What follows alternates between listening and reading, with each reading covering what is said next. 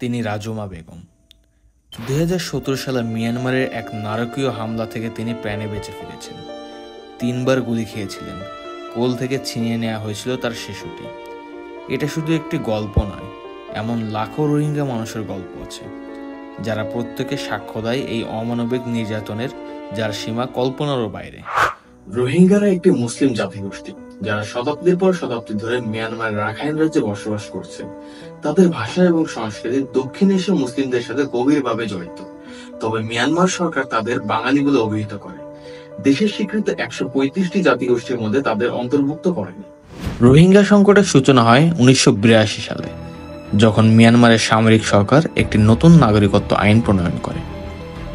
এই আইন অনুযায়ী রোহিঙ্গারা নাগরিকত্বের অধিকার হারান, কারণ তাদেরকে জাতীয় জাতিগোষ্ঠী হিসেবে স্বীকৃতি দেওয়া হয়নি।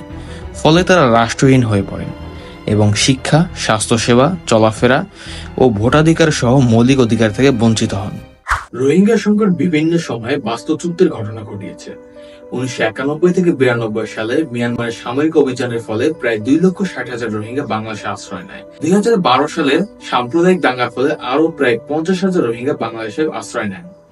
তবে সবচেয়ে বড় ঢলটি ঘটে 2017 সালের আগস্ট থেকে ডিসেম্বরের মধ্যে, যখন মিয়ানমারের সেনাবাহিনীর নির্মম দমনপীড়নের কারণে 7 লক্ষেরও বেশি রোহিঙ্গা বাংলাদেশে আশ্রয় নেয়।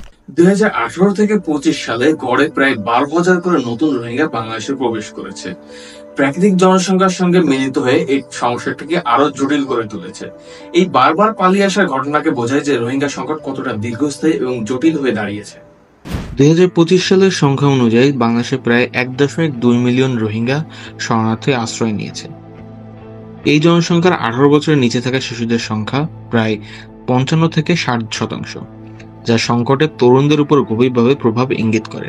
শরণার্থী সম্প্রদায়ের প্রায় 67% নারী, যা বাস্তুচ্যুতি প্রক্রিয়ার লিঙ্গভিত্তিক প্রভাবকে প্রতিফলিত করে।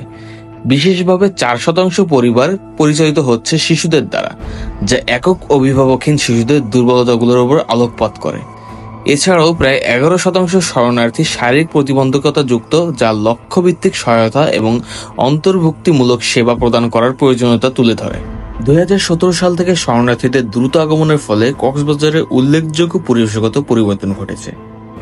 ক্যাম্প স্থাপনের জন্য 1000 একরেরও বেশি বনভূমি উজাড় করা হয়েছে, যার ফলে বনাঞ্চলের পরিমাণ 9.58% কমে গেছে। এই বনভূমি উজাড়ের ফলে মাটির ক্ষয় বৃদ্ধি পেয়েছে এবং ভূমিধসের ঝুঁকি বেড়েছে। বিশেষত বনহীন এলাকাগুলিতে গাছপালা এবং উদ্ভিদ আচ্ছাদনের ক্ষতি স্থানীয় পরিবেশ এবং জীববৈচিত্র্যের উপর বিরূপ প্রভাব ফেলেছে। বাংলাদেশ প্রতি বছর আনুমানিক $1.2 বিলিয়ন বা তার বেশি খরচ করছে শরণার্থী জনসংখ্যার সহায়তার জন্য, যা দেশের অর্থনীতির উপর বড় ধরনের চাপ সৃষ্টি করছে।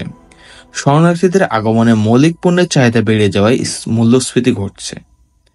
এছাড়াও সস্তা শ্রমের প্রাপ্যতা স্থানীয় কম দক্ষ শ্রমিকদের মজুরি কমিয়ে দিয়েছে। ক্যাম্পগুলিতে অপরাধমূলক কার্যকলাপ বৃদ্ধি পেয়েছে, যার মধ্যে মাদক পাচার এবং মানব পাচারের ঘটনা অন্তর্ভুক্ত, যা অঞ্চলের নিরাপত্তা উদ্বেগকে আরও তীব্র করেছে। অধিক জনসংখ্যার মধ্যে সীমিত স্বাস্থ্যসেবা সুবিধার কারণে রোগের প্রাদুর্ভাব বৃদ্ধি পেয়েছে এবং শরণার্থীদের মধ্যে অপুষ্টির হার বেড়ে গেছে। কষ্ট সত্ত্বেও রোহিঙ্গারা দৃঢ়তা প্রদর্শন করছে। শিক্ষা ও দক্ষতা উন্নয়নমূলক কর্মকাণ্ড তাদের একটি সুন্দর ভবিষ্যতের দিকে নিয়ে যাচ্ছে। রোহিঙ্গা সংকট নিয়ে যখন চিন্তা করি, তখন মাথায় প্রশ্ন আসে, আমরা কি ভূমিকা পালন করতে পারি যাতে রোহিঙ্গাদের একটি মর্যাদাপূর্ণ জীবন নিশ্চিত করা যেতে পারে।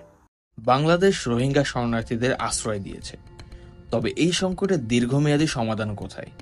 কিভাবে বাংলাদেশ এবং আন্তর্জাতিক সম্প্রদায় একসঙ্গে কাজ করতে পারে এই সংকটের শেষ দিকে পৌঁছাতে?